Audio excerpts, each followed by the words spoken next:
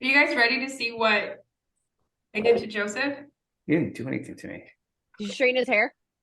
No, it's already pretty straight. You guys ready? Wait, hold on. Let me adjust myself. This shit's uncomfortable.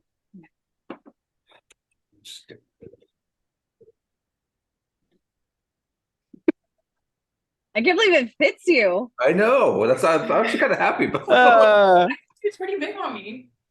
like It's an extra large. it's cozy, dude. Ryan, What? why do you have a casting couch? No, I'm just in the office. It's fine. No, yeah. I'm in the office. It's just the other the office where we do the accounts table. Is that what they're Yes. calling it these days? Action. All right, ladies and gentlemen, welcome back to another episode of the Mainstream Mayhem podcast. Put that little bitch down immediately. We will talk about her very soon on this podcast, but we have survived Barbenheimer. How long were we at the movies? Like a solid, 5, almost 6 hours that day? Yes, 6 sir. hours. Dude, 6 hours. that was like the movie employees. That was their Black Friday, 100%, dude. Like I was seeing like footage and pictures of different movie theaters like across the United States, and they're just like insane, bro. Apparently, all of them don't have working ACs either, and we'll get to that because, dude, when we were watching Barbie, I was sweating. Like it was tough, bro. It was hot in there. Yeah, it was bad. It was It was real bad. It was Yeah. real bad. Yeah. I mean, it didn't ruin the experience for me, but I'm like, God damn, like either they're working, and that power is just not going, or like something's up. Cause I'm like, this shit is hot. They just know the ladies don't like a cold movie theater, so like That is true. But for like guys like me, I'm like, it's getting musty in here. I need to dude. I need to get the fuck out. Like it's getting I thought sweaty. Barbie was making me menopausal. It was just so hot. Keep playing with her. See what happens. Let's start with Barbie, right? Let's just get into it. Or should we start with the first one we watched, which was obviously Nolan's Oppenheimer? Oh yeah. Should we start with that one? Yeah, let's just go chronologically. Well, okay. So my first question, because I've been seeing other podcasters do this thing where they're like they regret watching both the same day. What were your guys' thoughts on the experience of watching both? Oh, it was definitely an experience. I enjoyed it. Mm. I had a good time. It was an event. Mm-hmm. It was really going to the theater. Yeah, it's like one of those things that you'll talk, like we'll look back in a few years being like, oh yeah, we did that. Like we went opening weekend to watch Barbenheimer. I was fine with it. I enjoyed it. I mean, both have like heavy storylines that Surprisingly. yes. Yeah, and For we'll get what? into that. Well, yeah. And but yeah, I was fine with it. I know a lot of people were like bothered or didn't enjoy watching both. I don't see why you would hate that. I mean, it's like you're watching two movies at home. It doesn't really make a difference. I know they're two new movies, but at the end of the day, I mean, I think they're just posed so systematically different that didn't really like bother me at all. One was a full-on comedy, and the other one was a biopic that was just as serious as all fuck. Yep. What did you think? Honestly, I honestly didn't mind it. I feel like COVID really prepared me for sitting on my ass for 12 hours a day and not moving. I was fine with it. I wasn't bothered by watching two movies at the same time. I enjoyed it. Yeah. I didn't see anything wrong with it. I would spend all day in a theater if I could again. Marissa? Oh, well, I'm actually gonna go opposite. Ah. I actually kind of wish we saw it. Like, I'm fine with sitting. I'm fine with watching the movies back to back and stuff like that. But I felt like with both of them, they just were at least trying to pack a punch that I wish I could have just sat with them both a little bit more because like Oppenheimer, like walking out of that was just, I was, I was like amazed. I was super excited. Like, I mean, it just, the ending alone, the whole movie just kind of like, I feel like you almost need it to sit with you a little bit. Especially because like it actually happened. Like this is like essentially real life events, whereas like Barbie is, like, yeah, maybe some of the themes and stuff are, more realistic, and it definitely goes into like the existential dread of things. But I definitely wish I could have separated at least a few more hours between the two, so that way I would have been able to kind of like harness the emotion that I think both filmmakers were trying to make the audience feel. Yeah, I think Oppenheimer, I was still thinking about during Barbie. There were still moments where Yeah. I'm not fully committed with Barbie, which I feel like if I would have watched them solo, you could commit your entire day to just one, which would be my recommendation. Like if you're really into these movies, give them both a chance, let them sit with you, then watch the other, let that sit with you, and then keep going with it. We watched it, we gave like each other like an hour break before we jumped into Barbie. Even then, dude, I was still kind of like, fuck, man. Like Oppenheimer is so heavy. It is a heavy movie. And even when that movie finally ends, there's a moment where you start thinking, like, fuck, like that, it's reality. Like he built the fucking doomsday device. Like his fears are all could come true at any moment, at any time of the day, by any stupid country that's like, we're gonna press the fucking red button and let's go into World War III, nuclear war. We're all fucked. And like you're left with that without sitting with you throughout the day. So it's like it was hard for me to move on from Oppenheimer. And even like 2 days later, like I think on Monday, I was still like thinking about the film to the point where I was like watching documentaries on YouTube on Hiroshima, or what do they call it? Hiroshima? Hiroshima. Yeah, like how do you guys say it? Is it I was always told Hiroshima, but like I'm not saying that pronunciation is correct. I I'm say just saying gyro. that's that's OC school, system saying it for me. I googled Hiroshima. It's Hiroshima in English, but in Japanese it's Hiroshima. Hiroshima. So both. Both. Yeah, I mean, Both are technically right. yeah, because that's I think it's Robert Downey Jr. saying in the movie was the first time I heard it said that way. I remember I looked at Joseph in the theater and I was like, have I been saying this wrong my entire life? And he's like, me too. And I was like, okay, I'm not alone then. Yeah, but I don't think it's wrong. I just think it's No. been said a certain way here for the longest time. It's like tomato. Exactly. Tomato, Yeah, tomato. it just has a difference to it. I don't think it's disrespectfully said either way. But Yeah. dude, Robert Downey Jr., because I just brought him up, Oscar. I don't care what he gets nominated for. He just needs to win one because that was probably, other than Tropic Thunder, my favorite Robert Downey Jr. performance of all time. Like, other than that, it may be number two. I'd probably have to watch it again because Tropic Thunder still has value to this day, man. You slap Oh, that yeah. movie on, it has not aged badly at all. That movie is still a jam. Yeah, absolutely. Oh, I still fuck. find I was like, no, not Mooney. You've never seen Tropic Thunder? Have you really? I've watched it several times. I've never finished more than like 30 minutes into the movie. I keep falling asleep. it's too bad. What was the other movie bad. that you kept falling asleep during that I always get shocked by? There's a lot. I feel like that there's another one. There was like another one though where it just like it shocked me. I don't know. I know one is Terminator 2. There's plenty. Terminator, Like get through Terminator. it took me like 10 years to finally finish Avatar. You couldn't make it through. yeah. I'd give you a movie pass of all there. time. Yeah, I'll give you a pass. I'll give you a pass for that one. Avatar, absolutely. That's Oh, you mean Rango? Rango's. Till this day, Joseph and I have watched Rango 5 times. That like for 5 days in a row, he made me watch Rango, and I kept falling asleep. Then he would just restart the movie again and again and again and again. I was like, no, not watching Is it. that the one with Best Johnny Depp's the lizard? performance. Okay, I was like, Yeah, I would yeah, feel really yes. bad if I'm like, It's time to just let that Performance. one go, probably. Dude.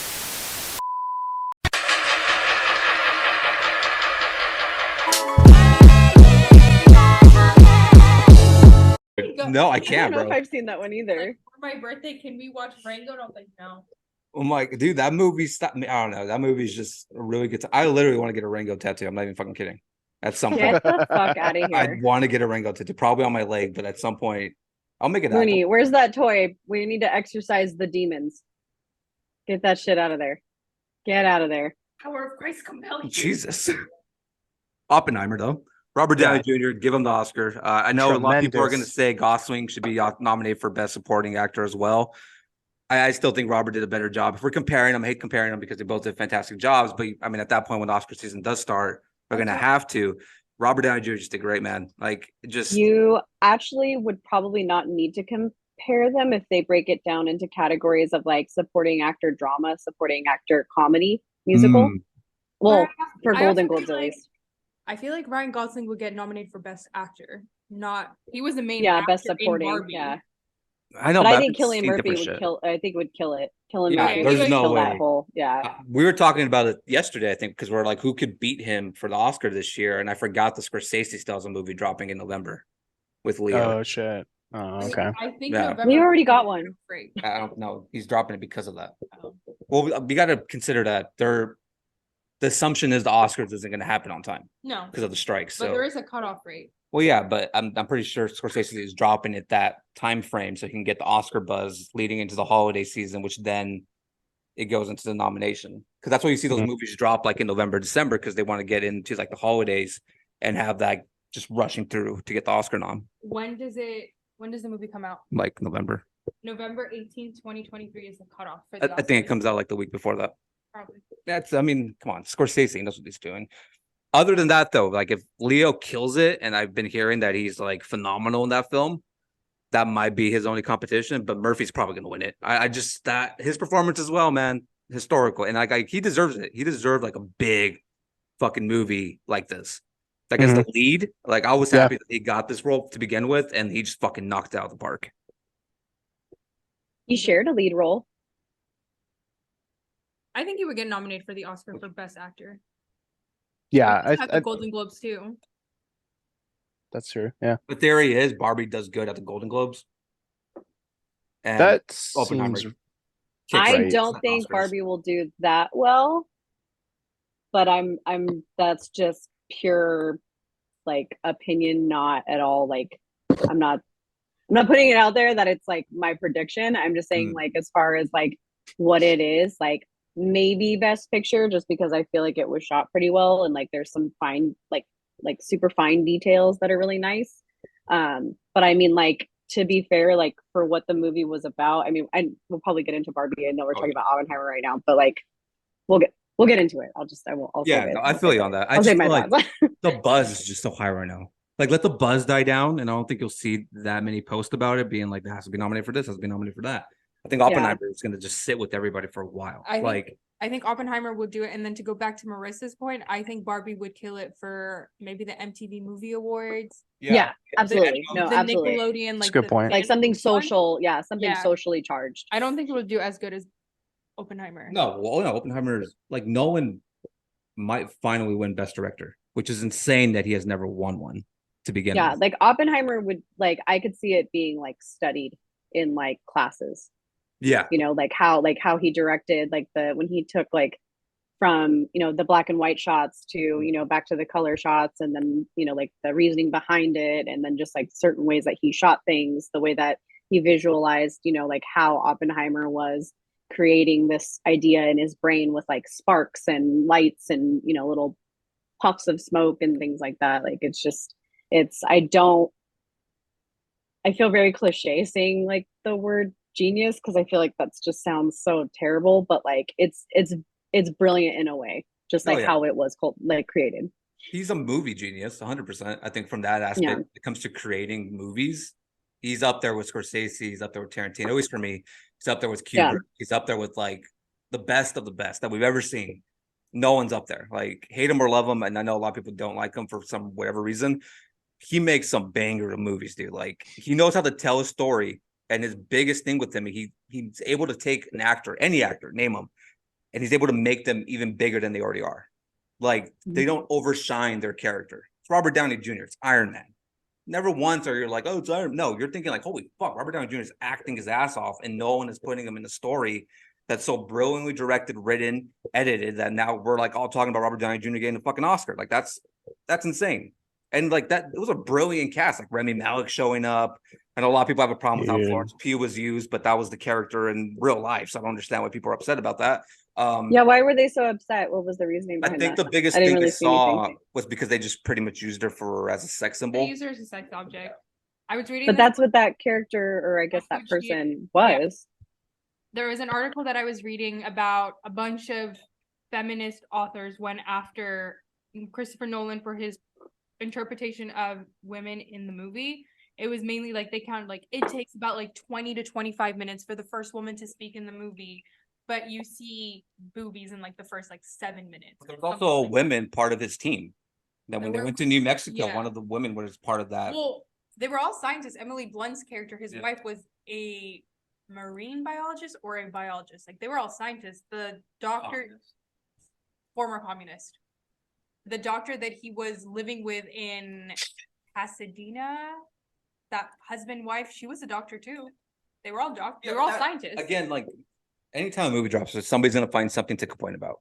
Yeah. It just Well, People are being nitpicky. Yeah. Like the flag thing for Oppenheimer, I thought that was yeah, too but that nitpicky. is such a nerd take. Like you went to the movie and you saw the flag, and your first reaction like there wasn't that many flags in 1945. It wasn't like that till Actually, 1956. the One 50 less star. well, state. wait, but I mean, what Joseph just said though is he mentioned a year, which is 1945. Like, what I think that women who are going after this film do need to realize as well is that like you're portraying the 40s, like Yeah, exactly.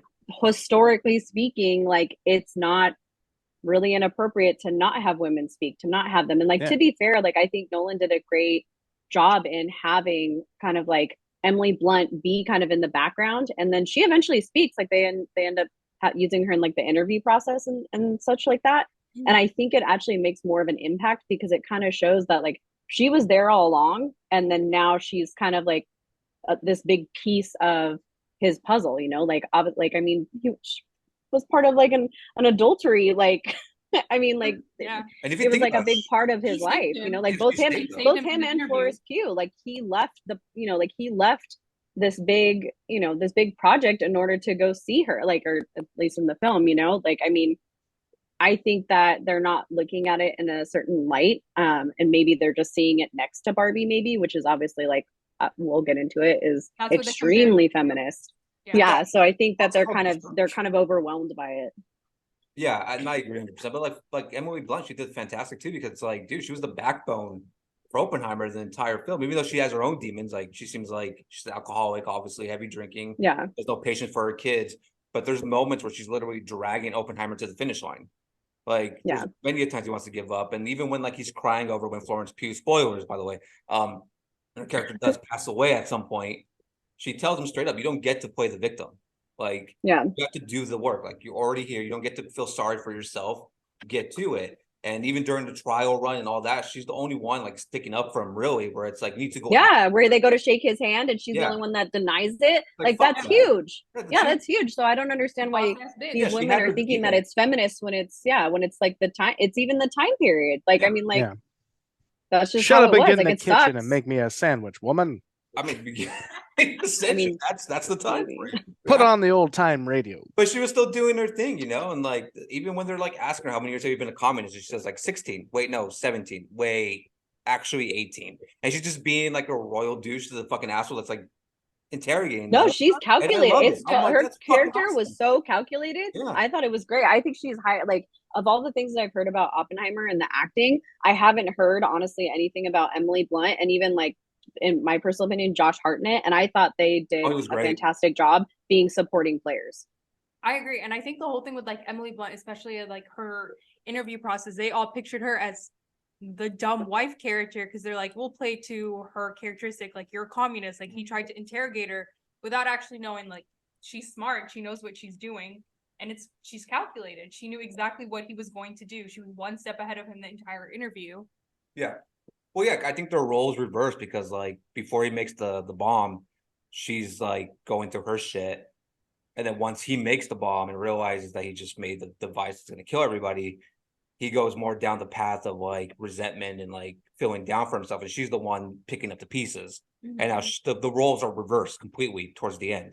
She's the strongest one in that relationship instead of him having to like worry about his kid and worry about her drinking and then worry about this. It completely switches, which I thought was fantastic for Emily Blunt's character. Like you said, they're not talking about her like role enough. And even like Rami Malek, I think he did fine. That whole scene when they thought he was going to go for Robert Downey Jr.'s character and he just kind of switches the table on him. Yeah. Like, great. I'm like, the whole time, I'm like, I really hope they didn't just put him in there. Just put him in there. But he has that one scene where he's talking to the Congress and everything. And he just kills it, owns it, just does an awesome job. But that's Nolan. Like, Nolan could take literally anybody at this point and just do a decent job. Maybe not Harry Styles, but everybody Josh else other than. Yeah, I was gonna say, I was like, Even there's probably a few people Yeah. that probably didn't need to be like in those roles. Like you could have easily had like just a regular like insert actor here, like not a big like, you know, box office type of actor. But I mean, yeah, like Josh Peck, I love Josh Peck. I grew up watching him, but like Too. But I don't know if he was considered really a big needed. Hollywood actor. Yeah. Like, did you really need I don't know. What was the market for that? Was it for us? for being like back in the early 2000s for seeing Josh Peck and being like, oh my god, Josh Peck. And for I think there's Well, a yeah, and couple then times. Vine, when Vine was out and he Yeah. was throwing all that Vine stuff, like I feel like they kind of missed the they if they were trying to hook they people literally that cast way. I him mean, to press the red button. That's his sole role. Yeah, That was and he his kind of whole just role. looked at the camera like, Look at the camera, sweaty as hell, put the shade glasses on, then press it. That's like that was it. That's as much as we saw of him. Yeah. I think there was like three other shots, but it wasn't like enough to be like, why is he in this film? I mean, get the paycheck and get your face Yeah. out. Obviously, they're making a meme out of it, so it's gonna work out in his favor. Especially, I think he's still doing TikToks as well. So, Yeah, probably. So, I mean, other than that, Oppenheimer, I gave it a 9. I gave it a 9 out of 10. It's my so far the #1 movie of the year. It surpassed everything I've watched so far this year. I think it's gonna be very tough to top it. I think Nolan's gonna finally win that Best Director. And before somebody says he doesn't care about the Oscar, it's still nice for him to win an Oscar and just get that. It's just nice to recognition, Yeah. to have the recognition. He might not care, his fans might not care, but still, it's like, was he the best director of this year? Absolutely. He deserves the award. Unless Scorsese drops a fucking classic, and then like a few months from now, I'm completely changing the topic. I'm like, fuck Oppenheimer, give Scorsese everything. We'll see. We'll check back in November. Babe, what was your score? Oppenheimer. Yeah. I gave it a solid 9 out of 10. I really liked it. But there was one that I was looking at. Sorry to interrupt, but I wanted to bring it up. Did you know that the lead actor for Sky High was actually in Oppenheimer too? I know, we just watched it like 2 weeks ago. I was not prepared for that. I wasn't prepared for that at all. That connection. I saw a TikTok about it, and I was like, wait, Who really? was he? Who was he? His character was I haven't. She wasn't prepared for the actual question. with the fact checking and everything. I know she's got the laptop. I know, I ready. love that. So proud. You're welcome. Way to earn that producer credit there, Moody. Woo! I just like to be right. His character was called Robert Serber. He was one of the scientists. Oh, Was okay. he So this he's kind of scrawny in the scientist like, dude that worked as like background-y? his? I think he was his assistant when he was like teaching in the college. Who kind of like ran around after him? Oh, yeah. okay, I think before I get excited and then like people are I'm, like, like, no. 99% Just go back to sure. his name and type in Oppenheimer. I did. Oh, you I did. want to say Sorry. yeah. With Sherbert. I feel like that's accurate Yeah. from what I remember seeing, but You're we right. did see it It kinda sit through like looked like 5 hours him. of cinema. We're on the real Robert Seber's like Wikipedia, and it looks like he was that character. He was that So- character. Yeah. I have one more for Barbie, but I will bring it up during Barbie. For Barbie. Okay, all right. Okay. I All think right. only Marissa will be the one. Marissa, what was your score? I am actually going to choose like not to give it a score just Nice. because I think it's going to be one of those movies that just or at least I hope it is. It's one of those movies that you kind of are depicting just in like as far as of like studies go because the only thing I think like the past like few minutes when we were talking about it, the only thing I could think of in terms of like if you're going to compare it at least to like for me like and I could be absolutely very wrong, but in terms of like comparing it to like just the feeling, because to me like when I was watching Oppenheimer, like there was just like there's so many moments in that movie where like especially when they're about to push the button, like it's just first of all it's silent in that theater, like people are on edge, like you could literally hear like people breathing, and I think Nolan does an amazing job kind of portraying that for the actors and obviously like the people in the room as well. But I think just in terms of comparison, like I haven't personally seen a film like this since like I'm gonna say Schindler's List. And I feel like it's just kind of very, I'll say parallel in terms of like effect and just being it about a true story, that kind of thing in terms of direction, acting. That's where I'm gonna go with it. I don't know how people will feel about me saying that. But I definitely think it's definitely a great film in my opinion. Like that's why I wanted to sit with it more and not just like go right into Barbie, because I really wanted to feel it. I wanted to like I wanted to watch it again. Like I know it was a 3-hour movie, but like I think watching it again and again, you're just gonna get so much more out of it every time and just see like little things, and you'll be able to focus because there's so many characters. You're just gonna be allowed to witness everybody's contribution to the film, and I just there's no number for me. I mean, I agree 100%. I think it's gonna age like the greatest movies I'll have. Like Schindler's List is like already a high fucking praise. It's a great film. Yeah. different. Age like fine. Oh yeah, 100%. It'll be up there with like the Godfathers and all them, where it's just like you're Yeah. gonna go back to it from years from now and talk about like some of the most close to perfect movies. It's gonna be up there in a lot of people's list, I feel like. What about you, Ryan? For me, it was one of my most anticipated movies of the year. And it didn't let me down from storytelling to pacing. Like it didn't have Baz Luhrmann's biopic stank all over it, where it's just jumping from scene to scene. Austin Just Butler a would s- have still been pretending as the atom bomb. Yeah, Just give it up, bro. yeah. But from the acting to everything, I would give it a 9.5 probably. I highly enjoyed it.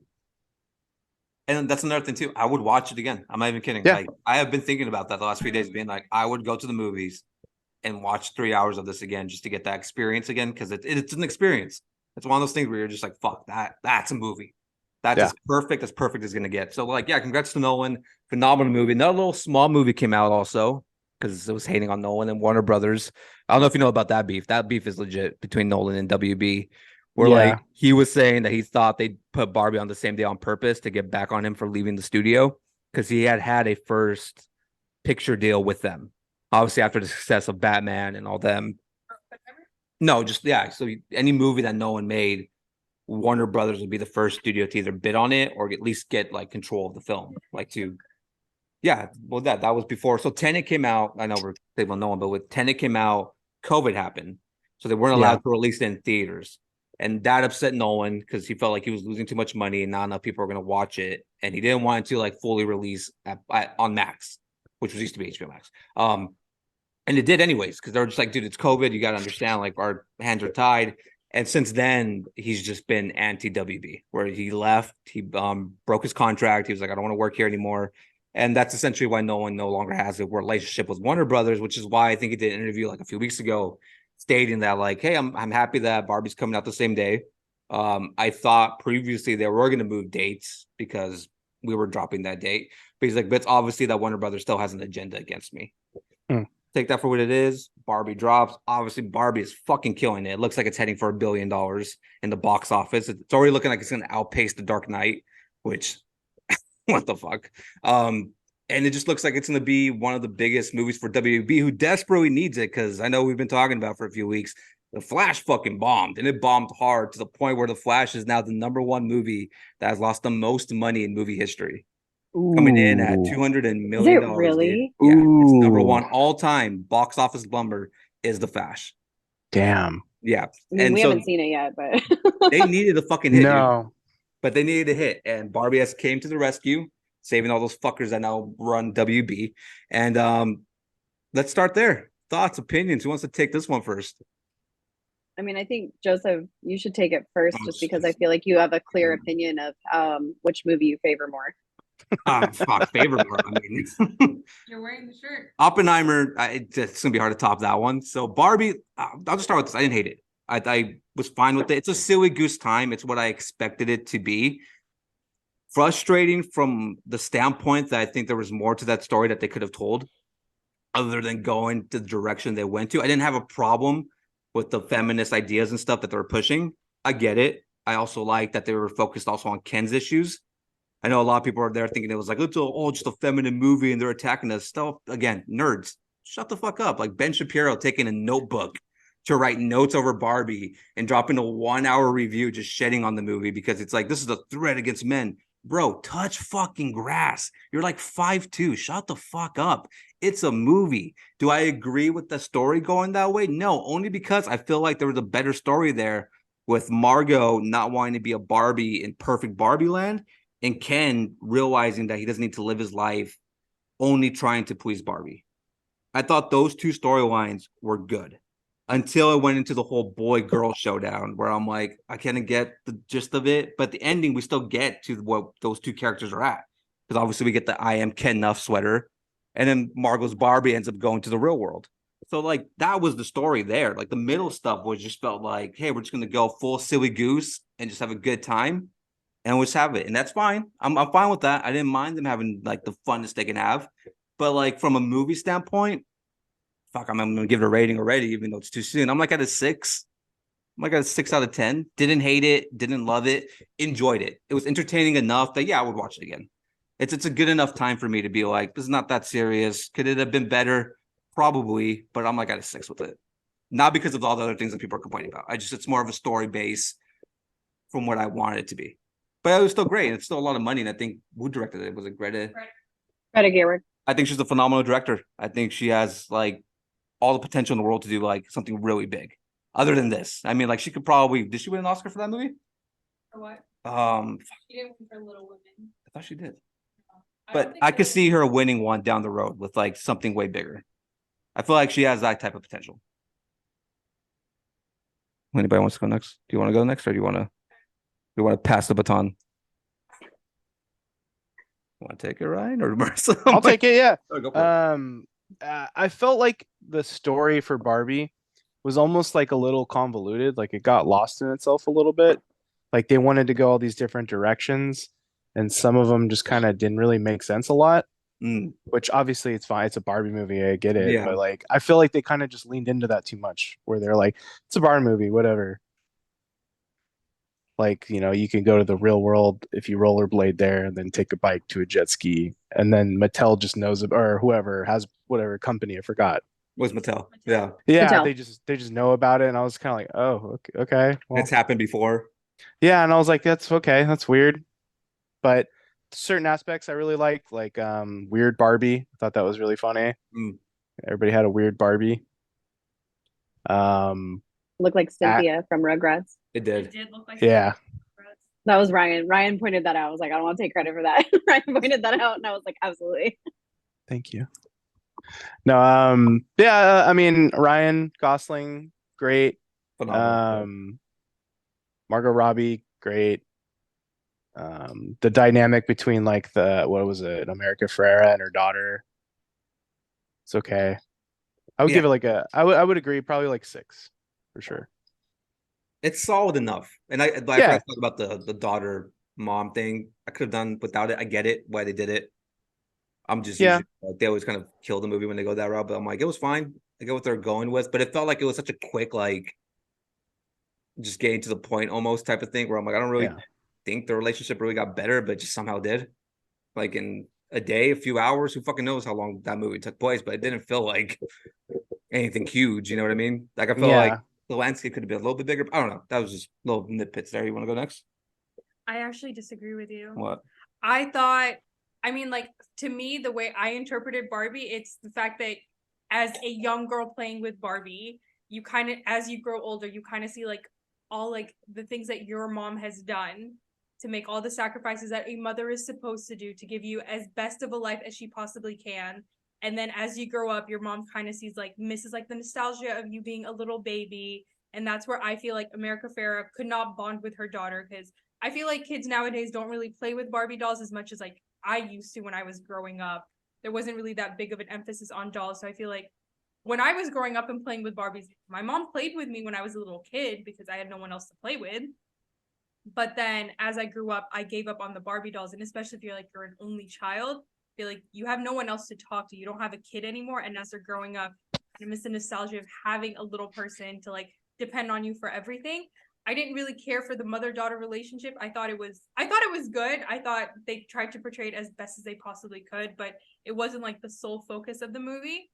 I actually enjoyed the Barbie movie. I didn't enjoy it as much as I enjoyed Oppenheimer, but I thought it was a good time. I think I think it hit a lot of like notes of what it's like to be a woman in society.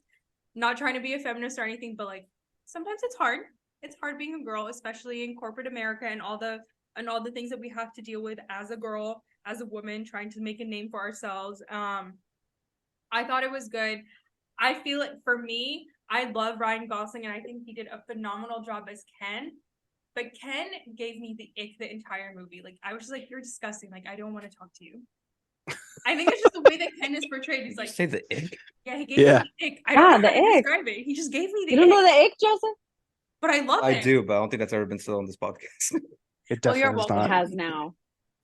I brought the ick factor to your podcast, but it was just I think it's just the way that Ken is portrayed where I'm just like, you're gross.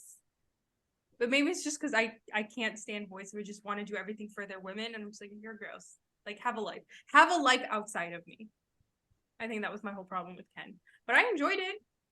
I can't listen to his song anymore because Joseph overplays the I Am Ken song way too much now. That or push. Oh my God. We have listened to the Barbie soundtrack, but just to listen to the 2 songs that Ryan Gosling sings the entire movie so many times already that I'm like, enough already. And I have come to the conclusion that I think the song that he does by the bonfire with the guitar, I think that's my favorite one. Just Yeah. like him trying to hit like those Creed notes with his like voice changing. I'm like, dude, Yeah. Gosling deserves an Oscar. I know they're gonna give it to Billie Eilish probably for best music. At least that's.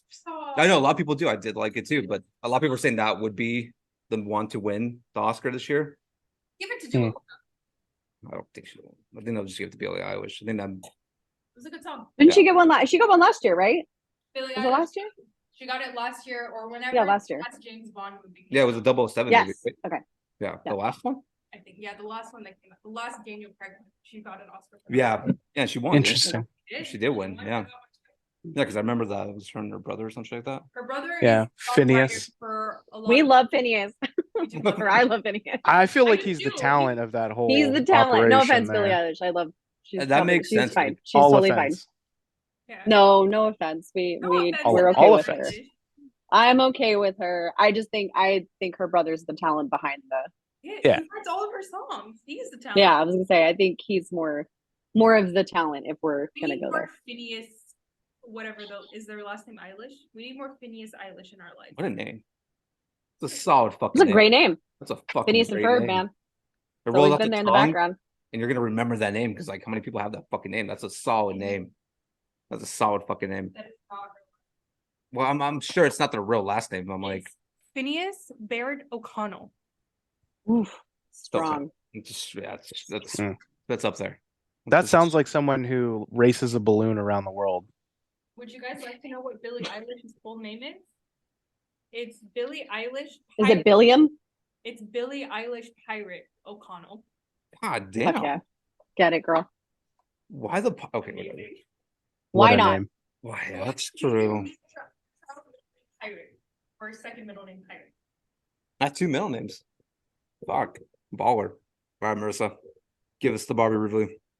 I'm gonna try to do this in as least time as possible, just because there are kind of like two views that I have on Barbie. Because initially when it started, I was like, "Oh my God, the feminists are taking over. This is too much. This is I'm so an much." adult virgin. But I think, well, no, but I think about it. So I'm tried to take a step back throughout the movie, and then even over like the few days of like thinking about it. So in terms of timelines, especially since we're jumping from Oppenheimer to Barbie, and especially too because Joseph brought up the fact that like, all these people are saying that Oppenheimer is, anti-feminist, whatever, women and everything like that. I think that it's very interesting that, the Manhattan Project ended in 1945, and Barbie actually came out in the late 1950s. And it was a time where, like women didn't have, it's, long history short that everybody knows, women belonged in the kitchen type thing. And, Barbie was actually released to little girls, not only just as a, child's plaything, but also in terms of like showing women that like, you can be a doctor and you can be this, you can be that. So I think that Barbie alone, if you look at it from a certain perspective, is a symbol of feminism, which is great. Cause like, yeah, you should absolutely be able to do whatever you want if you work hard and yada, yada, yada. Right. I do disagree with everybody. I kind of wanted more with the mom and the daughter. And I feel like the movie would have hit a more sentimental punch had they dove more into the relationship between, like the mom, the daughter, and the Barbie, and kind of solidified that connection more instead of having this like, big bad CEO that's Will Ferrell, kind of coming in and, trying to, put her back in the box, as you say. So, I kind of wanted a little bit more there just to kind of, kind of solidify what that meant, because I feel like there were little touches throughout the movie where, like she meets the, the creator who's portrayed by who's it? What's her name? Rhea Perlman. Rhea Perlman, yeah. She Yeah. kind of meets her, and like that kind of, kind of bridges the gap of like, it's important. It was, it was something invented by a woman, even though now it's a big chain of, people that are all men running this company, which I'm not sure if that's true or not. I'm not 100%. But I did like the fact that even throughout the movie, there were little touches in terms of like how you play with the doll. Like there was a lot of like, when she steps out of her shoes, her feet are still that way, or like the way that they moved is very much how, a child would play with the toy. So I found like little pieces like that just very fun, and it made me feel kind of nostalgic and more attached to the film. Just because, like as a girl growing up with Barbies, you can say like, oh yeah, I did that, and like yeah, we all had an ugly Barbie, or we chopped their heads off, or whatever it was. I was kind of like thinking in the back of my mind that it was more of like a high level, more political version of Life Size with Lindsay Lohan and Tyra Banks. Definitely not a great movie for that one, but I kept thinking that I kept thinking, I was like, this is totally where this is going, and it kind of did in certain ways, but I didn't mind Ryan Gosling. I thought he was hilarious. Once again, like he's portraying a character, he's given direction, and I think comedic timing wise, I think he did plenty fine. I really just I also don't want to give it like a rating, just because I think that it's a good time. I did think it was weird that there was kids in there. Yeah. Because yes, Barbie is a kid's toy, but like I feel like they meant to say throughout the movie as well was, it's not just a toy. It's it's a statement. It's, they're trying to put out there that, women can be all they can be and whoever they want to be. And it wasn't about, anything, I guess, more than that in certain terms.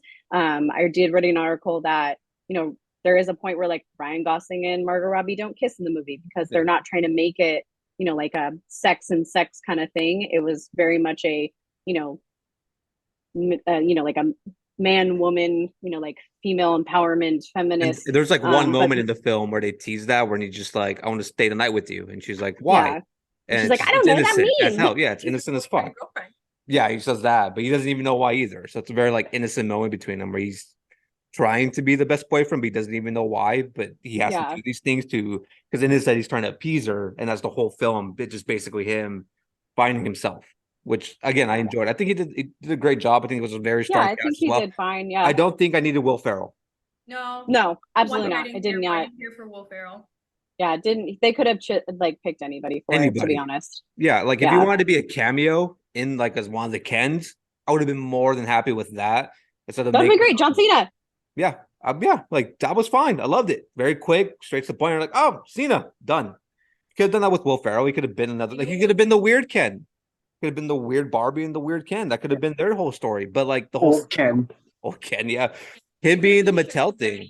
Even Sugar Daddy Ken. I would have or anything. Will Ferrell as Sugar Daddy Ken. But when he was like the Mattel CEO, I'm like, well, he was just being Will Ferrell, and it was just like, He was Megatu. Yeah, from the Lego Movie. Exactly, and I'm like, it didn't take me out of the film, but I was also like, you could have just done anybody at this point. Like he is such like he's just being himself, and I have to like kind of backtrack and be like, oh wait, we're doing this, we're on this road. But it's Will Ferrell, and every time they would cut to him, it would be my first instinct, like, oh, Will Ferrell. And so it didn't really fit the story for me, other than like, oh, we have to go get, like Ryan said, the whole thing with Mattel having to go get the Barbie and then being like, well, this happened before. I don't know if I necessarily needed that. I know they need to get there for the original creator, but I'm also like, I felt like they could have just stumbled into that, other than doing the whole like get back in the box thing, because I'm just like, it's Will Ferrell, but I don't know. I think it just could have been. There's some things in this movie that could have been executed better, but I think it's good enough, especially for the general audiences, that they're gonna just eat this up because it's original, it's fun, it's a strong fucking cast, and it's like, who's not gonna want to watch it? I think that's, again, we've talked about this on this podcast like almost every fucking episode. The reason why all these comic book movies and Star Wars movies and all these franchise movies are fucking flopping, because they're not original. And if you've seen it once, you've seen them all. That's where we've gone to with these franchise films and all the ones that are trying to reboot, but just like reset the timelines and stuff like that. Like they're not working for a reason. Barbie drops, hasn't happened before. It's going to make $1 billion. Oppenheimer for a rated R movie is fucking killing it. And they're saying it's probably going to make way more than Interstellar, and it's probably going to make more than Inception, which is fucking nuts because those movies made a shit ton of money. And they're saying, again, it might get even close to like Batman Begins. Fucking Batman franchise, like Oppenheimer passes the Batman franchise, then no one is like untouchable. But again, it goes back to the original ideas. Nobody has seen these movies. Fuck yeah, we'll buy a ticket. Of course, yeah, the memes help. Everybody fucking loves memes, so those do fucking help push the film. But at the end of the day, it's just something new. Man, I feel like if they go more down that, if they ever get the strike over with, because who the fuck knows if they ever will. Now that they're fucking hiring like AI managers, there's like an AI manager position at Get the Netflix fuck right outta now here. where they're gonna get paid 40% more than what the actors make. But if you're an AI manager, who are you gonna manage? The You're- robots? Yeah, pretty much. Essentially, you'll be the one in head of looking over all the AI stuff that they're going to use at some point. Can't they for just hire an commercials. AI to manage Well, yeah, of they'll the get AI? to that point, but like they also kind of want to be like, well, it's okay because we have a human in charge. They don't want to give like all the power to the robots. They will eventually at some point, and then that's when we'll look back at Oppenheimer and Terminator, and then be like, fuck, now we're really fucked.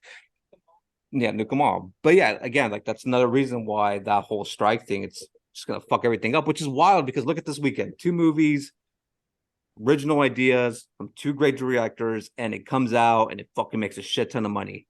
And now everything else is getting pushed back because they just don't want to pay the actors or the writers more money while all these fucking execs like what's his name? Iger and fucking Davis, whatever the fuck his last name is, at Warner Brothers are making like 900 million. Like it's insane, dude. And it's a good weekend for movies. It's a great week for movies. It's gonna be a great month for movies. But at the end of the day, like we should just appreciate this for now because I don't think anything's going to come out anytime soon. Yeah. Yeah. I do also have to give props to the marketing team for Barbie Ooh, yeah. because like everywhere and like everything's pink and it's all over Instagram and TikTok. And it's just like there's just so much. And like like I even like when you type in Barbie in Google and it turns everything pink. Like I just think the marketing had, like obviously it got to Joseph and it's, I think it did a great job. He's Show them representing titties. Barbie. Yeah, he's repping the Barbie. He's repping the Barbie. No, yeah. Sorry, that one kind of like it's one of the best marketings that I've seen in a while for a movie. Like they I think did a phenomenal job. lately movies and their marketing teams, I feel like certain ones have been doing pretty well. Like think of like all the like even though it wasn't that great of a movie and I know we talked about it, but like Megan when they had like all the girls show up to like games and stuff like show that. up to the like I mean think of like those type of things where it's just it's bound to show up and then people think about it and they're like, well now we got to see this movie because we've seen it and they just flash like a billboard and instead of or just a trailer anymore. It's so much more than that. Well, like even Oppenheimer, I think somewhere in downtown LA they had like a countdown clock to the release day. I'm like, That's cool. Something small like that. I'm like, that's great. That's really cool. People are gonna be looking at that and being like, fuck, like shit, we probably gotta watch this movie. Looks interesting. Like if you put effort into it, I think people are gonna go watch. But also there's also the negative ones. Like the Flash tried its hardest, dude. They marketed the fuck out of that bitch and it bombed. Like so there's some that again that if you do it right and you have a great idea and you fucking pull it off, it's gonna work. Like Barbie just killed it. I think they spent only like 100 million on marketing, which is pretty cheap for like the amount of shit they actually put their logo on and the money they're making. Like it was a smart play, it was smart business. Now Mattel is doubling down. I don't know if you guys heard of this. Dropped a list of live action movies they're going to drop in the next few years because they're not going to waste anybody's time apparently. Which do you want to start with the Lily James one? Will I pull up the list? Yeah, I was like, you brought it up today. Look, growing up, I loved my Barbie dolls, but I had an unhealthy obsession with Polly Pocket and Bratz dolls more than my Barbie dolls. I was more into my Bratz dolls and my Polly Pocket. I love Polly Pocket the most because it was so tiny. I could literally take it with me anywhere. Take it with me on a plane, to a theme park, anywhere. It was just I could have like 10, 15 toys and carry it all in the palm of my hand. I love Polly Pocket, and I love Lily James too. Little jet setter over there. Shit. I know, dude. I'm like, I know, planes, On the trains, plane, automobiles over traveling here. to Ibiza. I wish. I mean, it's not like we don't have a Bratz movie already. Oh, speaking of, did you see? I read an article where they compared America Ferrer's daughter. I don't know her name in the movie, but her and her 4 friends. They essentially compared them to the Bratz dolls. They said that they were the Bratz doll because I think there was Sasha or I think her name was Sasha. She was supposed to be Yasmin. Yeah, Sasha is the daughter's name. Sasha. There was they tried to compare them to like the races of like the Bratz dolls, and they're saying like it was the perfect tribute to the Bratz dolls or like a diss against Bratz or something. I don't know. the diss. Well, the Bratz movie did shit. Well, I mean, it was. It was terrible. was it live action? terrible. Yes. It's wait, terrible. when did that drop? Like, Oh my god, like early 2000s? I I want to say like 20, it's on the like, list. Of movies no. to watch. 2006, 2004, 2006-ish. Yeah, don't worry. We'll make you guys watch it one day. Oh, it's terrible. It's so terrible. I It's a never decent even knew of that. movie. I never knew they made a live action Bratz movie. It's so Oh yeah, it's to the awful. point. To the point. Yeah, where it's pretty rough. the cucaracha. They sing that song. That was the most racist thing you've ever done. But anyways, Can I make one more connection too that I was thinking about the whole time through Barbie, and then you can cut me off. I'm done. Which is, I don't know. I know Mooney hasn't seen it because she is terrified of Chucky and Child's Play. But if you ever watched Don Mancini interview about the beginnings of like where he got the idea for Child's Play, he always talks about how, he grew up and like his dad was, like very much in like, into business and the marketing and everything like that. And he wanted to create something, a movie per se, where basically the advertising kind of manipulated children with these toys. And I'm just curious to see like if any sort of like toys like Barbies get any sort of boost in sales after this movie. I know that Barbie is not a movie for kids. I'm just gonna state that. I'm not gonna make that a question. It's not for kids. I think it's definitely for like teens and adults, especially dealing with like existential dread of like do you guys ever think about dying? Which is like a big piece of that movie. So like even if you think you're going from Oppenheimer, which is completely about death and destruction, to Barbie, oh happy pink, there's definitely like an underlying tone of like enjoying life and like the beautiful ness of like being alive and like growing old and etc. So I'm just really intrigued to see like the difference between if there's a shift in sales for Barbies or for toys like in that matter. I feel like Barbie's always just been a bestseller toy for little girls. I feel like with movie or not, like I haven't seen any Barbie toys. I haven't seen any Barbies for the movie. I haven't seen a Dua Lipa mermaid toy. Well, no, because the studio came out and said we're not making this movie specifically to sell toys. Like this movie, they're not making it to sell toys, but I wonder if indirectly now, I'm now sure, that it's about like I'm sure I'm just curious to see if there is like if there's a spike at all in terms of like say even if it's minuscule, like any sort of bump. I would just be curious to see because obviously like we saw like like 10 7-year-olds go into that movie and like to me I just kind of I would have loved to pull those kids aside and just be like, so what'd you think, like did you get it to get their perspective? Or are they just thinking like, mom, can you take me to the nearest store to buy Barbie? Like even like the animated movies that they come out or the cartoon versions of that, I would love to see if the DVD sales for that or even streaming wise. I'm pretty sure it's almost just anything Barbie. Because obviously like up? I mean obviously because even like clothes and like backpacks, there were so many theaters that just were like blown up in like pink, like so I'm sure anything that was pink and that was wearable. I love that. Sure I really appreciate the movie theaters like committing to that shit, being like, yeah, man, this shit. I'm like, it was fun. It should feel like an event. If you're already going into it knowing that, but it should feel like, holy shit, this is a fucking big deal. Like this is Barbie, Barbenheimer, which makes me wonder if like maybe they did it like maybe it wasn't like a whole conspiracy with WB and Nolan. Maybe it was just like we're gonna have a big ass fucking weekend. Like theaters have been taking a dive ever since streaming, ever since COVID. So like maybe what we need is just this big surge. And then I wonder now if we're gonna see these big blockbuster movies being released maybe 2 at a time at the same day or the same weekend just to see more butts and seats. Saw Patrol. That's the next one. Saw Patrol's gonna be fucking awesome. Are we doing it? Can we do it? I'm down. I will go back to your earlier point.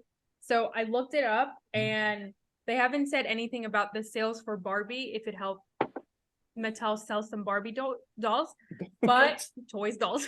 But the shares for Mattel has gone up by 33% ever since the movie came out. The same thing goes for AMC. AMC shares went up big time for how well Barbenheimer is the 4th biggest box office weekend of all time. And then Barbenheimer was almost like a challenge. It was almost like a TikTok challenge. Like, could you go see both in one day?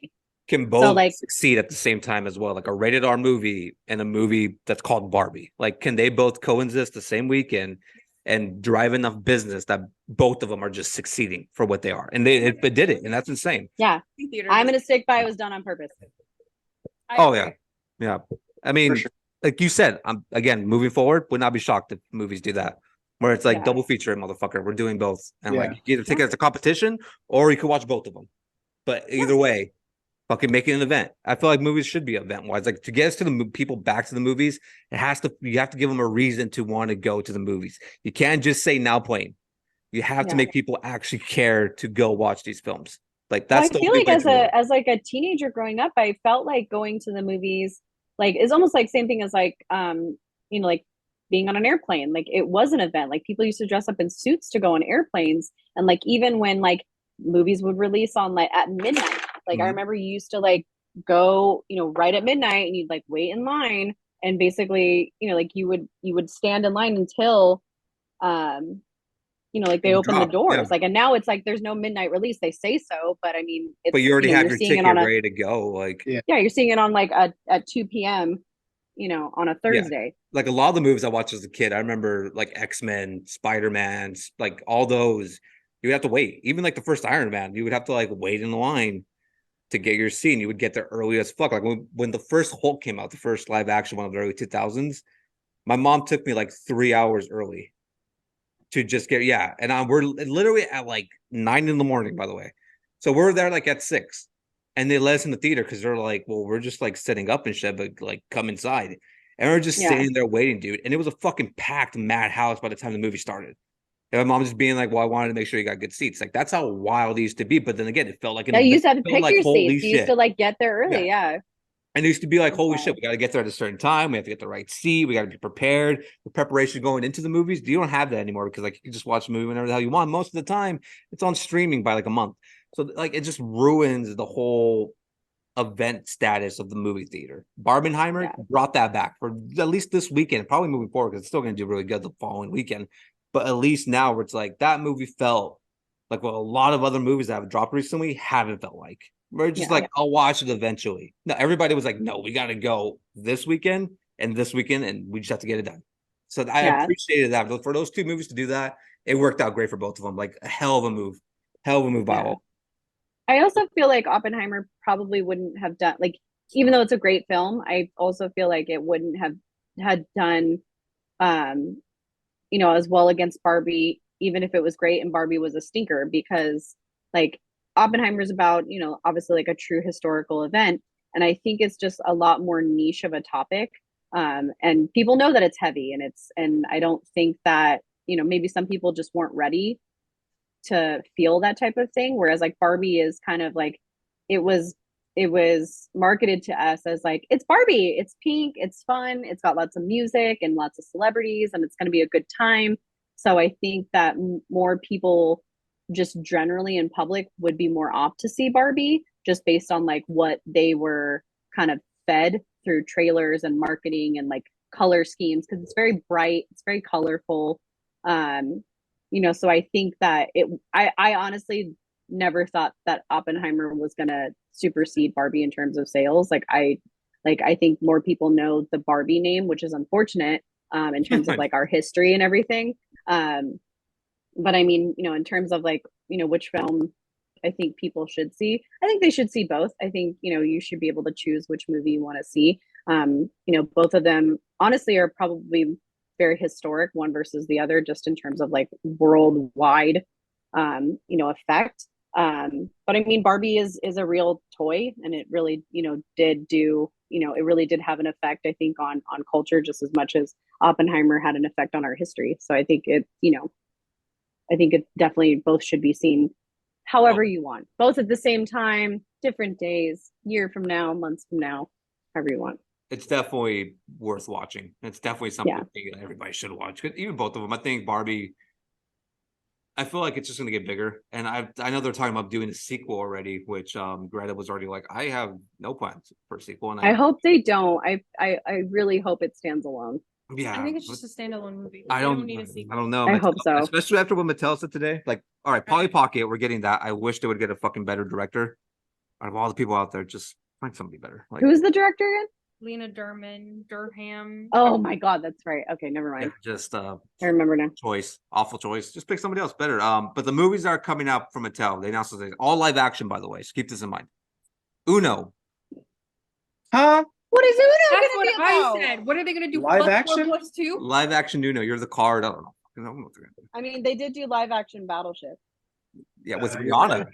Hey, you're right. That's better, but that's not a card game. You can actually go fight a ship in the It's ocean. probably gonna be about some kid at like the Uno tournament, if I had to guess. Something like very grounded like that.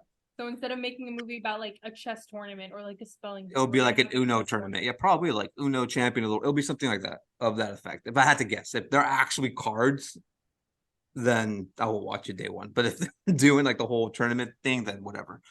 Barney, which will be for adults, will not be aimed at kids. Is this gonna be like Winnie the Pooh, Blood and Honey? Yes, but Fuck, I hope no. it's being directed by the guy that was in Get Out.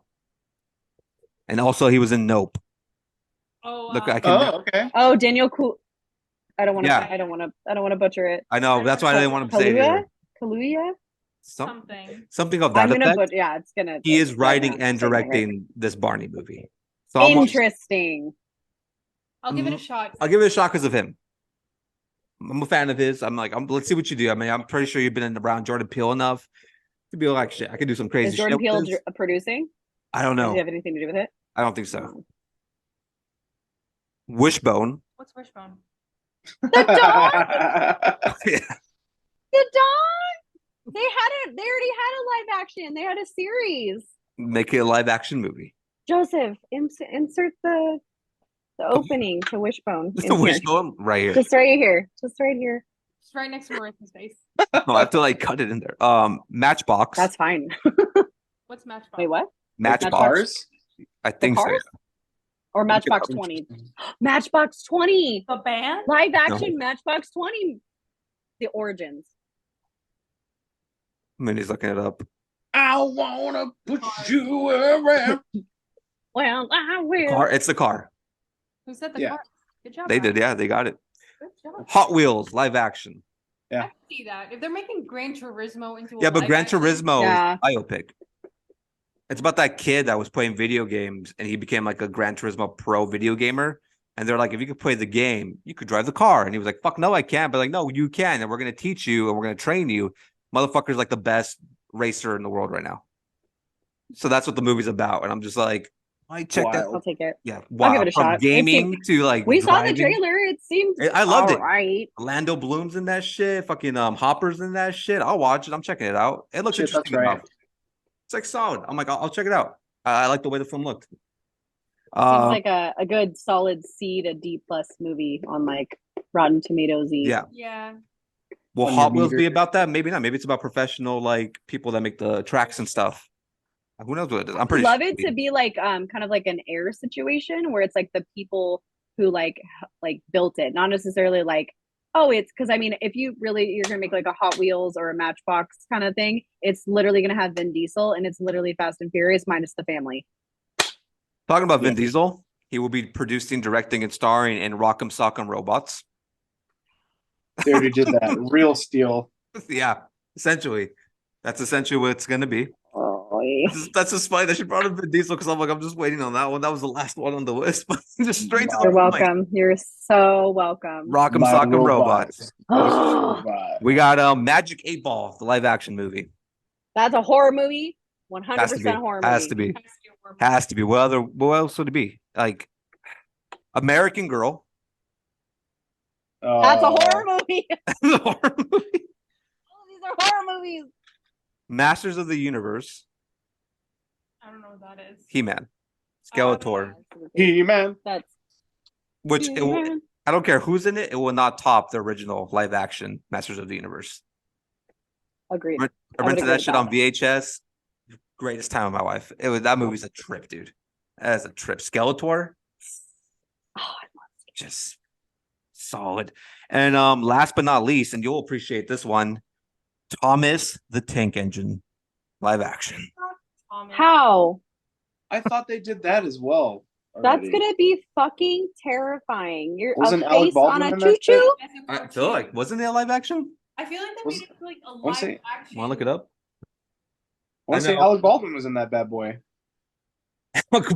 Was he really? I wanna say so. No, you're right. No, you're right. No, because I do remember Alec Baldwin was like a voice or something. Yeah. Yeah, he was the narrator right. and the But it was conductor. still it was still a computer animated movie. This one's gonna be a live action Thomas. They're gonna do a live action Thomas. It's gonna be What the are they fucking. gonna do? Whose Put face like is gonna be- impose somebody's face on the engine? I doubt they put the face. It's probably just gonna be the color scheme of the fucking train, and there's. Oh, there you I go. want it to be, what's his name?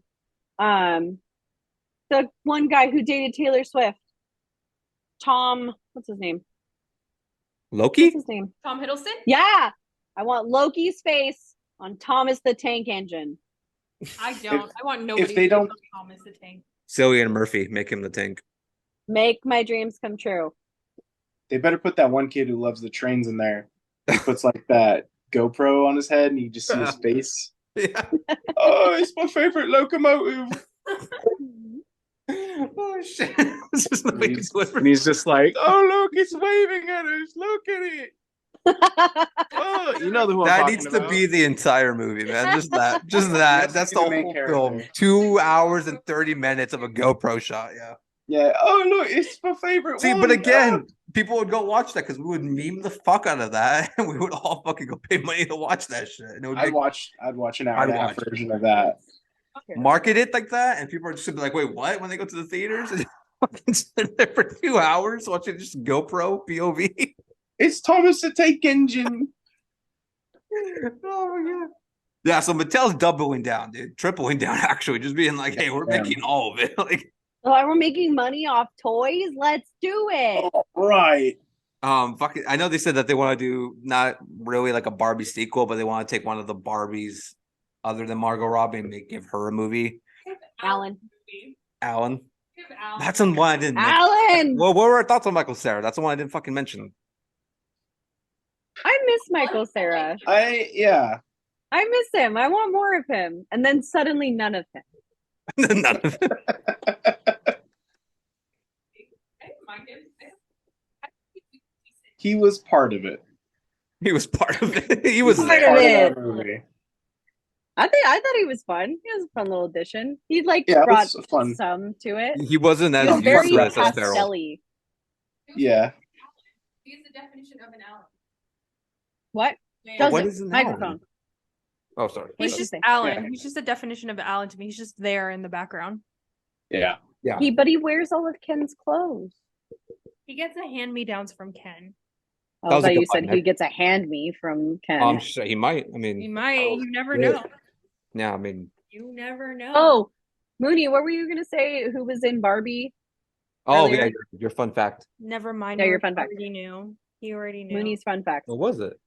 It was Rhea Perlman. I was trying to figure out the entire movie where I knew her from, and then I found Is it out. Matilda? Yeah. I was like, God damn it! Yeah, Danny DeVito's ex-wife. Ex-wife, yeah, Did you recognize her from there? Yeah. Was I the only one who didn't recognize her? I guess. Yeah. probably. Did- Person I didn't Not because of recognize was Matilda, Josh but I was Hartnett in like- Oppenheimer. Bro, after It seeing wasn't until we that, got home I was like, that was him? dude, after seeing that, make him the next Batman for like the James Gunn universe. Like Who? he looked big enough, and he had like that little Bruce Wayne look to it. That I'm like, What are you talking about? Who? fuck, what's his name? Josh Hartnett? There you go. Oh, I liked it. He was really good. I He was think great, totally yeah. like, yeah. I don't think he's being talked enough about. No, yeah, his whole role in that movie was fantastic. That's why I'm like, he looked big enough, dude. That I'm like, hey, I know they're bringing in another Batman. It needs to be an older Batman for this James Gunn thing. Make him Batman. I'm fine with that. I don't want them to cast Pedro because I don't want Pedro to have to go through that shit. It's not worth it. Let Pedro just keep doing his lovable Pedro stuff. Protect Yeah. at Yeah. all costs. Get somebody that actually could use that role and even skyrocket more than he kind of is right now, because obviously they're talking about him from Oppenheimer, but not as much. Give him Batman and it's just watch him just rise, man. It'll be great. It's supposed to be older Batman anyways. Like, I'm fine with that. I'll be totally cool. Instead of what's his name from Supernatural. Dean. Oh. You know what I'm talking about, right? Jason. Yeah. Jason No. Nichols. Yeah, because I know he's in The Boys, right? Yeah, Yeah, he's good in the so- boys. He's he's- good in the boys. He's been pushing for Batman for like the last like decade probably, because he does For Robert Pattinson. he's been wanting to do it since like Ben Affleck got the role. Like he does the voicing for Batman in the animated shows and the movies now. Like he is that Batman voice, but Yeah, Oh wow, I didn't know that. yeah. Am I the only one that wants a break from Batman? No, I do too. no, I do too. I think it should just be pants and that's it. I don't need I'm three. cool with it. I'm totally cool with Batman. Like I'm cool with the Keaton comeback. I'm totally down. I just like I want something different now. Yeah, fix Superman and then worry about Batman later. Like they're doing a lot of sequels. They're bringing a lot of stuff back. We're getting Beetlejuice again. Like we're getting another haunted mansion. We're getting like what the 100th Fast and Furious movie. Yeah, Yeah. X2. Fast and the Furious X17. Yeah, they Triple can't. X. They ran out. They're just like, we can't do the numbers anymore. We're just gonna. Oh Jesus Christ! Are they Talking doing about. another Magic Mike? Are they? I thought they were equal. Quadruple X. Fuck, at this point, I mean, like it's gonna be him in a wheelchair, just like doing dances. Talking about films that they're rehapping and just bringing back, rebooting. Exorcist trailer, Exorcist Believer. I keep calling it Exorcist, but it's called the Exorcist Believer. That trailer dropped. It was in front of Oppenheimer, but officially dropped on Tuesday. The trailer made me not a believer. Dude, we'll get into that. Watch the trailer. If you don't know, because I really haven't talked about that much, I'm like petrified of Exorcist for some reason. The movie's not like amazing. Pretty fucking right, just like turning shit. I'm like, oh shit. Sorry. Yeah. It's no, it was just great. I'm like, oh shit. The movie itself isn't like some great. It's a great movie, but it's boring sometimes. If you, depending how you watch it, I'm always just afraid of the music, and there's certain scenes in that movie that always fuck me up. So I'm not the biggest fan. By the way, didn't purchase this, so I know when my grandma watches this, I did not buy this shit. It just ended up in my place because like I was gonna be like, how dare you have that in your whatever. The trailer dropped. Exorcist Believer. I'm gonna go last with this one. So whoever wants to go first, have at it. It looks mid. Mm. It doesn't look like it's going to be all that great. Speak on it. I feel like they went the route of Aliens, where they're just like exorcists. Just put more of them in there. Jesus Christ, dude. Oh, I just had a really good idea. I'm so sorry, Joseph. No, it's fine. I've been But yeah, I deleted it immediately. It just stays on the phone. just We change don't the need that, photo to that photo. That should be That his juju? contact photo. We don't need that bad juju. Yeah, we don't need Yeah. the. I feel Sorry, like Ryan. they could have done a lot of things with that trailer, and probably with how that trailer went, probably the rest of that movie. We kind of already know how it's gonna go because they like gave us the whole movie essentially. Yeah, don't show us the whole fucking thing, guys. Like They Yeah. literally carried that shit. If you know what I mean. If you've ever seen the trailer for the original Carrie, which is like it basically Oh, gives yeah. you the whole movie. Yeah, it The whole basically gives fucking you the whole movie. thing. you gave me Which is the intro, unfortunate. the beginning, the second act, and the third in a 2-minute trailer. Yeah. Like, why? Like Like why the would mom's you? already. I already know the mom's gonna die in the movie 100%. somehow. What would you think? I told you, but when I first watched the trailer, I didn't know it was the Exorcist trailer because I was also half awake. So I watched it and I wasn't really paying attention to the music that much. And I texted him and I was like, if I didn't know any better, this movie is trying to be the Exorcist. And then I saw the title at the very end. I didn't really care for the entire time when I was watching it. I was just like, them going into the woods reminded me of Blair Witch and kind of just like, I don't really care for them going into the woods. I also feel like it's the exact same thing that the rest of you guys have said. Like, I saw the entire movie right now. That's pretty much it. It's just, The Exorcist never scared me. So I was just like, I've always just been meh. Also true. There was one good scene in the trailer though, and it's when the one girl is under the bed. I thought that was nice. It has moments. Fun. But Yeah, and that's Yeah. about it. no. But like I would have rather watched it during the movie, but whatever. Yeah, that's also true. Yeah. Go for Marissa. Well, I said this in our group chat when I first saw it the other day. I 100% think that they could have done the trailer and the movie itself a lot more justice if they would have never shown like kind of like I keep saying like the Jaws thing, which is where like they should have never shown the girls. I think it would have been a lot more effective had they shown maybe like the reactions of like their parents. They could have even showed like, you know, the mom from the first one coming in. That's totally fine too. But saving that's Shit didn't freeze. just that it, you know, it, huh? Are we good? Yeah, you Yeah, guys like froze for a minute. The demon took it Fuck, over. dude. I know the No. demon took it over. I'm so sorry. It was my fault. I should have never. The juju. It's creepier Get now. the- that get something the never holy water. happened. Go continue. We're all freezing up. Yeah, like I think it would have been definitely a lot more effective to just like keep it a little bit shorter, show maybe some like sequences, because like same thing with Oppenheimer. Like Oppenheimer, they showed Cillian Murphy like basically being affected by the pictures of what happened after they dropped, and I think that was more effective to see him like wincing and kind of looking away than actually seeing pictures of what actually went down. I also thought it was more tasteful too, because obviously Yeah. it's based on real life. Than showing So real I dead just- bodies. Yeah. Yeah. So I just think that it would have been a little bit more in their best interest to not show that. I have no idea how the movie's going to go. I could do without The Exorcist, but I mean, it's David Gordon Green. I personally think he did well with bringing back Halloween. I at least enjoyed the first one out of his trilogy that he had, but I mean, to each their own. I would agree. Yeah, I love the first one. I hated Yeah, the Next first one I two. thought was fine. It got First worse one- as it went on. A It little got bit for it me. didn't really. the first one. He had a great shouldn't- start, and then it just got wonky, and then it got wonkier because it's like the third one, especially. I was like, you don't know how to end this, huh? You're like, you don't know how to get to the landing part. Like, Yeah. you're doing too much. And then the second one, you left with the cliffhanger that you kind of just skipped over. The third one, Like Star Wars. 100%. So that's why I'm like, I was already concerned going into this one, where I'm like, I'm not the biggest fan of him as a director. Do I hope he pulls like a 2018 Halloween with this? Absolutely, that'd be cool. But watching the trailer itself, already hate them going into the woods. It's just, I'm like, Blair Witch, Slender Man type of movie now, where I'm like, they go into the woods, they got possessed. The great thing of the original, like, it's just so grounded. She plays with the Ouija board in the attic. She gets possessed, or the basement. I think it was the attic, where she gets possessed. And I like, thought it was a basement. it was either one. It was like wherever she was playing with the Ouija board at, that's where she got it. And it's very. Oh my god, it's in the woods. Yeah. Well, the fuck. Oh, I mean, no, but like, I felt like that was just. It got to the point where it's like she's been fucking with this thing, and it happened. In this one, they go to the woods, they get lost for 3 days, and then they come back and they're possessed. And that's where I'm already kind of like, that feels lazy. Feels like it's just kind of like a just scapegoat to not really get into what really happened and kind of leave that door open, which like I don't need you to do that. Just don't try to fool the people being like, what happened in the woods for 3 days? They came back possessed. Like you said, it's the aliens feature where it's like it's not one person possessed, it's two now. And you're like, okay, fine. Whatever. I get that you want to go bigger and better. It's like any like shark movie as well. The shark always gets bigger.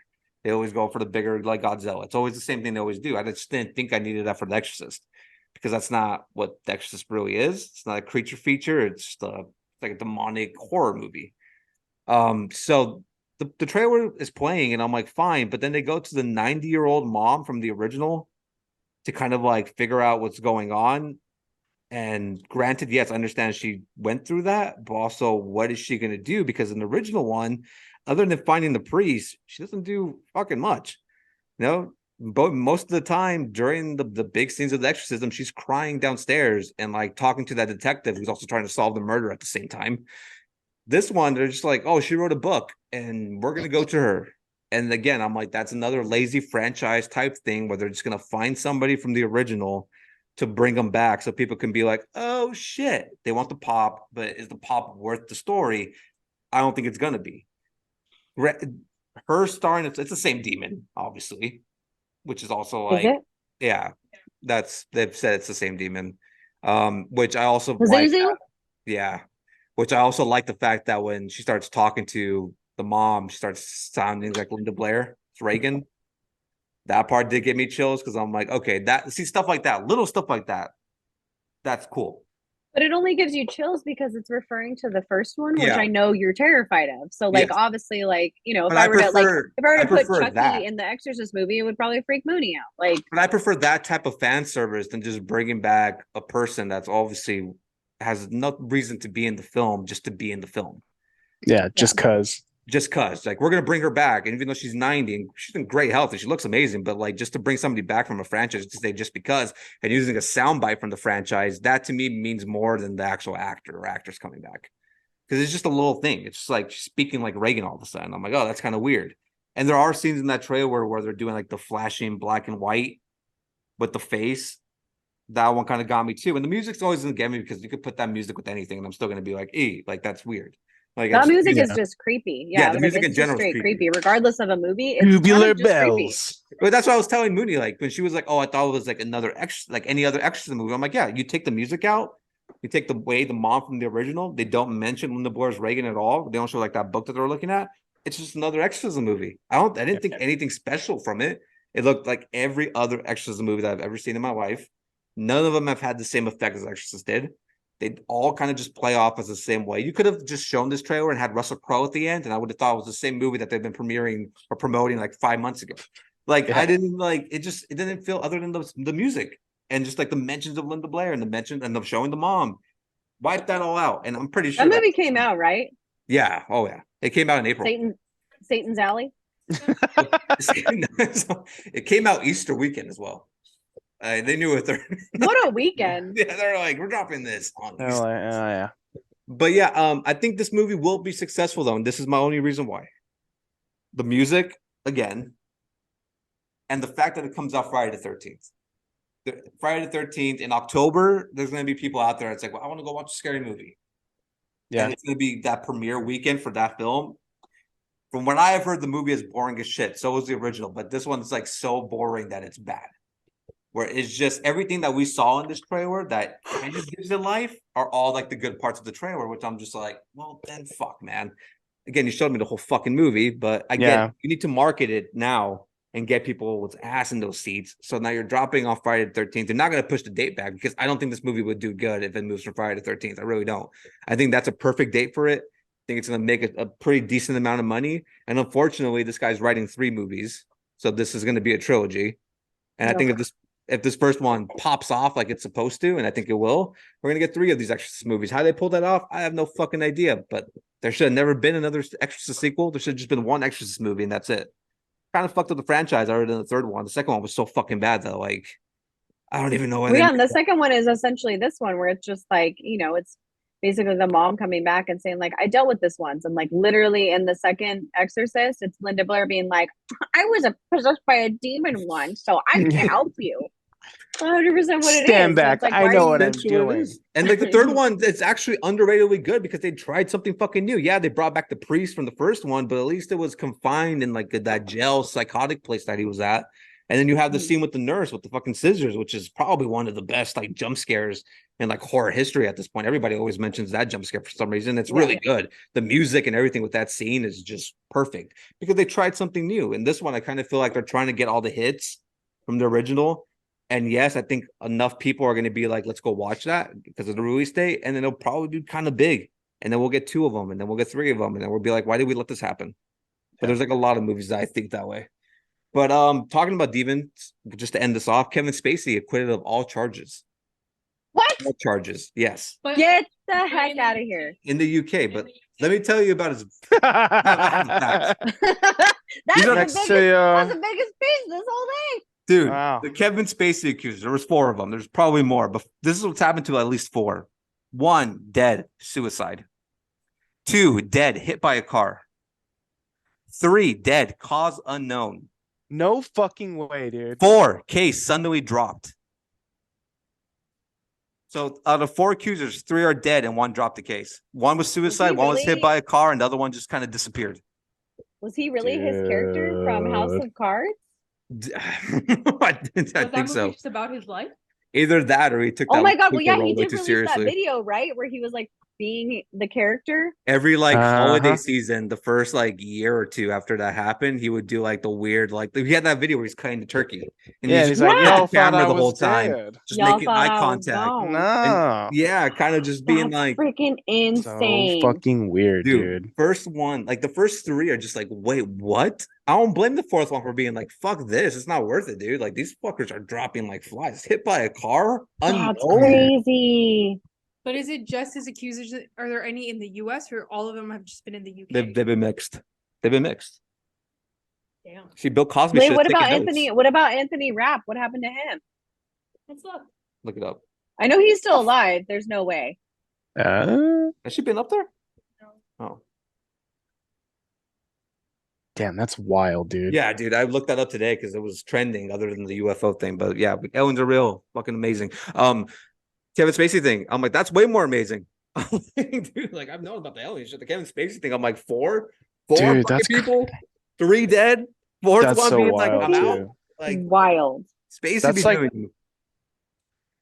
I mean, yeah, that's right up there with that one guy who mysteriously died after he was talking about Tom Hanks. Yes, I've heard of that. And then yeah, That's really Or literally bummer. anybody that had a relationship with the Clintons. yep, they just end up dead, and it's like, oh, he wasn't suicidal. It doesn't say anything about Anthony Rapp. Yeah, I was gonna say he's a pretty big Yeah. name. He was the first one to accuse Kevin Spacey, though. Yeah, back in 2020. Oh, that's fucking crazy. But so what it says is that Yeah. in 2022 he was seeking 40 million in compensatory damages. However, the jury later dismissed his case, so his case was dismissed. Okay. All right. Oh damn.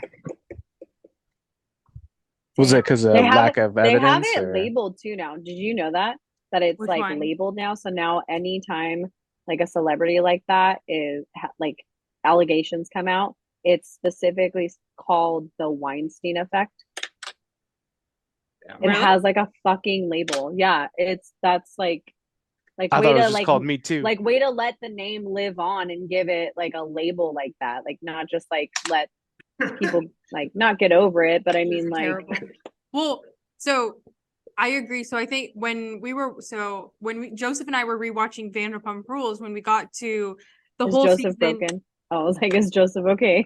well, he's I was fine. laughing at him because he's trying to sit down without flashing anyone his stomach because he's wearing a crop top. So he was like, Show it. Girls go Cheddar! wild, Joseph. let it go. Free the nipple. I'm like trying to get out, like all like hunchback and shit, trying to get Robin But Let anyways, the hamburger meat hang out, Joseph. just the meat sauce. I mean, The you're, ragu. I just can't see it. Under the meat, like right here. you're more like a pale hamburger. But I don't know. That's my 2 he's cents.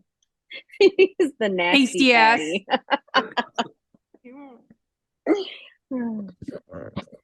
Make your Damn. fucking Weinstein connection, dude. Now, like, Oh Yeah. okay. So I feel Speaking like of the whole hamburger time, meat. like when we were rewatching Vanderpump Rules, he kept on saying like, when we got to what's his name? Shout out to Randall. Vanderpump Rules. Always shout out to Vanderpump Rules. When we were talking about Randall the whole time, like when I was watching season 9 or whatever season before it all happened, I didn't really know much about what Randall did to Lala. I just know that he cheated and they broke off their engagement. That's all I knew. I didn't really know that much about Randall Emmett. And then Joseph was telling me like, yeah, like he came out as like a mini Harvey Weinstein. I was Baby like, Weinstein. baby Weinstein. Sorry, wrong words. But I was like, damn, really? It's a Weinstein effect. They're the Yeah, labels. that's where it goes. It's Not a Weinstein me. effect. Stop it. Stop the labels. Yeah, and I think they even meant. I think it was James or Sandoval who referred to him as he's a mini Harvey Weinstein. I was like, ooh, scary, creepy. Or you know what? I mean, Kevin Spacey's doing this thing right now. He's getting away with it, bro. He's just doing it. Acquitted, and then he got acquitted again. UK acquitted of all charges. Not going to get charged for anything. That's Yeah, fucking I wild, mean, dude. yeah. So that means. Well, no, yeah. I was gonna say that means the evidence and everything. I was like, oh no, they're all dead. Never mind. Yeah, but there's nobody to go against them or say anything. They're probably much all Yeah, the ones try that to fight it. are like, Ooh. fuck this, we're bailing out of this bullshit. Like, we don't want to That's so wild, dude. That's why he's gonna be cast as Lex Luthor again in the next Superman movie. I'm gonna cancel. No shit. No, I wish. Oh fuck! Oh dude. my I was like, God. James I Gunn. I was like, literally no was way, like, James Gunn would do that I shit, don't dude. know. Bro, dude, I would actually be like, that is Oh, ballsy, yeah. man. If you're like Kevin Balls. Spacey, Let's go see Ballsy, that Lex shit. ballsy Luthor, is I'll what be it like, is. Wow. I'm like, that took some balls, James. I'm like, I hate it, but you know what, dude? Just go for it. At this point, you have to have something in the movie that's gonna make people be like, What the fuck? God. Yeah. but we're gonna watch it. We're gonna be Yeah. check that shit out. Let's go see his pedo ass. He likes Luther again one more time. Are you looking up? Jesus. Kevin Spacey. Okay. All right. Well, we'll end it there while Mooney does her Kevin Spacey research because I don't think she. Yeah. I thought- Sleep yeah, on that tonight. I've gone down the rabbit I thought you hole. were like looking for something. She's just looking, Yeah. just Googled like Kevin Spacey. But all right, we'll end the pod Yeah. there. I want- I'll send you some stuff. We'll end the pod there, guys. Comment down below. Links down below. We'll be on, what was it, Spotify or iTunes? Which one? Both? Spotify. Spotify. We'll be on Spotify real soon. Ooh, It's just Spotify. all the episodes will Big be things on are there. happening. Yeah, they'll be all up on there. Mooney's invested over there. I know she's going down the rabbit hole for Spacey. Talk about going balls deep. I mean, Yeah, like and subscribe if you haven't already. Get balls deep with us. Send us some comments, drop in our DMs. Be like, hey, what up? Yeah, send some questions. Let us know what's popping. Barbenheimer. It's a weekend I'll never forget for sure. It's a movie event that I will always look back to, like many movies in the past. And yeah, I loved it. Thank you guys for watching it with us as well. Appreciate that. Thank you for spending almost 6 hours at the movies watching. Weekend was the Just best having people. the best time of our lives. Watching movies, should have man. just filmed 6 hours of us watching the movie. I come out of being like- Oppenheimer just weeping. Like, I don't know what to do anymore, man. We're all gonna die. No. My favorite was just like we're all sitting at the table just trying to get food, and just everybody's just like Just spaced silent. out, looking at the table, just like We all I've never heard a Yeah, theater like exit dead. so quietly too. Just Not even everyone a round of shuffling applause, out, bro. dude. Not even like Just- I wanted to applaud just because it was a generally good movie, but then it's like, what are you clapping for? The Yeah. dead? Yeah, that's why I was like, nobody was saying anything. We were just walked out like we're like leaving the funeral, just with our heads down, just like. I mean, we were. ooh. And then like we were. when we're going to eat, I'm literally just looking at my wings, being like, I really don't want this. I don't I have no appetite anymore. I'm like, let's be real. Pizza Press screwed us over with that. Yeah, they did. Fuck Pizza Press. I mean, we needed to eat, guys. We needed to. We had a big but event. That was honestly that was probably the most money I've ever spent on pizza. And that's when the Yeah, that Pizza was Press fucked commercial, if there is one, airs right now.